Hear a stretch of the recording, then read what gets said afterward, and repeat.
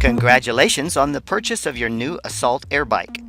Let's unbox your new Assault AirBike so you can begin using it as soon as it is assembled.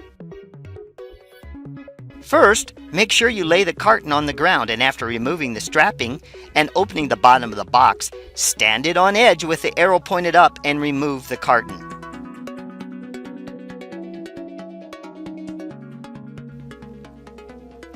You will notice that the parts are wrapped in plastic and protected in styrofoam. Begin to remove the wrapping and notice that some parts are embedded in the styrofoam, so don't accidentally throw them away.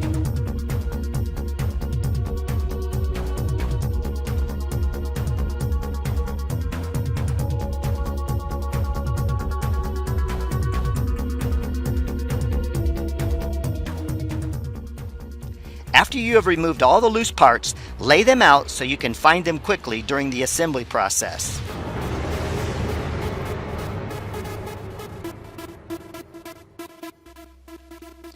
In the small parts bag, which includes the nuts, washers, and screws, there are two tools provided for assembling your Assault bike: the hex wrench and the flat multi-purpose wrench screwdriver.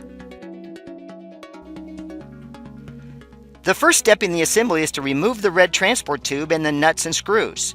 Next, slide the transport tube under the front of the frame for balance as you install the front stabilizer.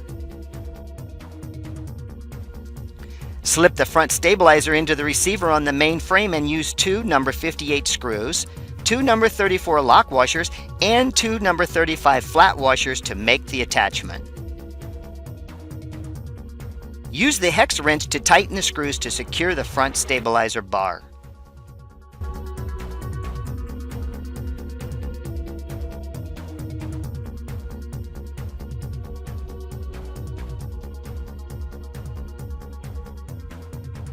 To assist in balancing the bike, move the red transport tube to the rear of the bike to prop it up so you can make the installation of the red stabilizer easier.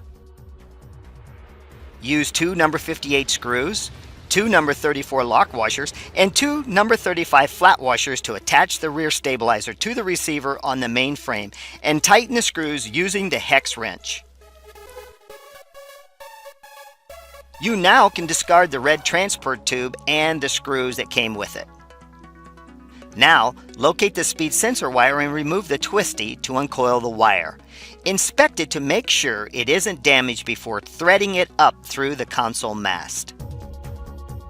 Make sure the speed sensor wire isn't pinched between the frame and the mast as you use two number 58 screws, two number 34 lock washers, and two number 35 flat washers to install the console mast on top of the frame. Use the hex wrench on the screws, making sure the console mast is secured.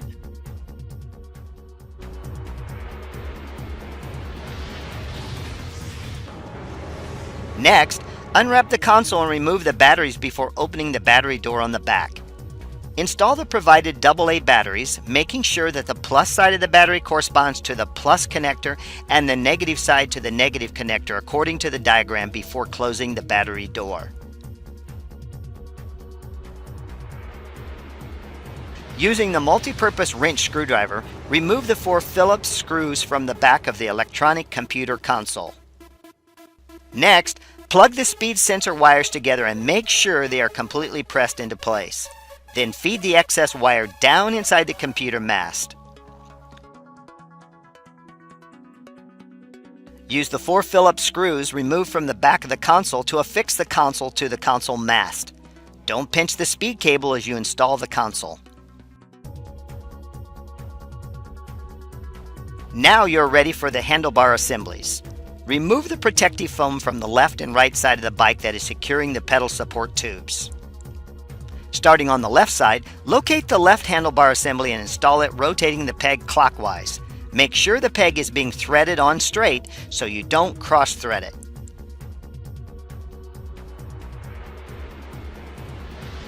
Now, use the multi-tool wrench to tighten the nut between the handlebar and the frame so that there is no movement and there are no threads exposed. Repeat this on the right side of the bike, installing the handlebars to the frame.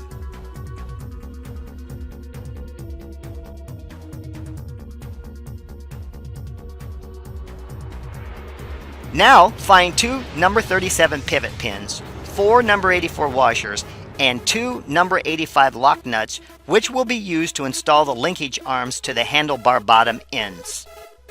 Using one number 37 pivot pin and one number 84 washer, insert into the handlebar toward the frame. Next, attach the linkage arm to the pivot pin, then, using a number 84 washer and a number 85 lock nut, complete the attachment process. Use both the multi-tool and the hex wrench to tighten the pivot pin and the lock nut. Make sure there is no extra play in the movement of the linkage. Repeat this step for the right side of the bike to install the linkage.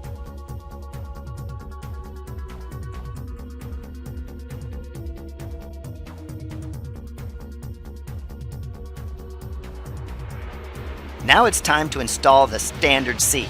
First, you must remove the small washer and Allen screw on the back end of the seat slide assembly with a hex wrench before sliding the seat onto the rail. Once the seat is in place on the knurled portion of the seat rod, replace that small Allen screw and washer and tighten. Next, using the multi-tool, tighten the seat nuts, making sure that the seat is level and is on the knurled portion of the seat rail. Don't forget, tighten the nuts on both sides of the seat evenly so that there is no unwanted movement. Finally, install the pedals. They will have a L and R sticker which match the L and R stickers on the crank arms. Don't forget, the left side will be a reverse thread, so you will thread it counterclockwise. Make sure you tighten the pedal using the multi-tool.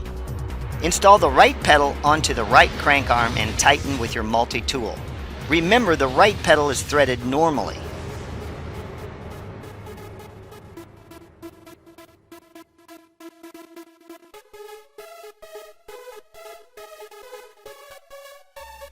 Finally, use the hex tool to tighten the locking nut on each pedal.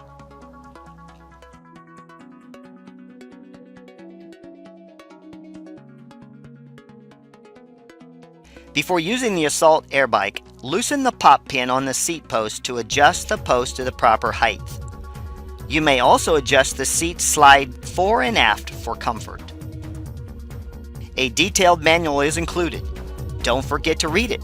There is a schematic on how to assemble the bike. Other information is included, such as programming the console and additional safety tips. There are 3 optional products available: the oversized seat for additional cushion and comfort,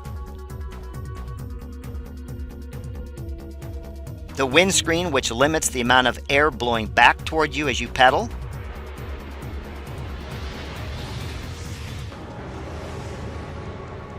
and a custom cup holder which fits between the electronic console and the console mast.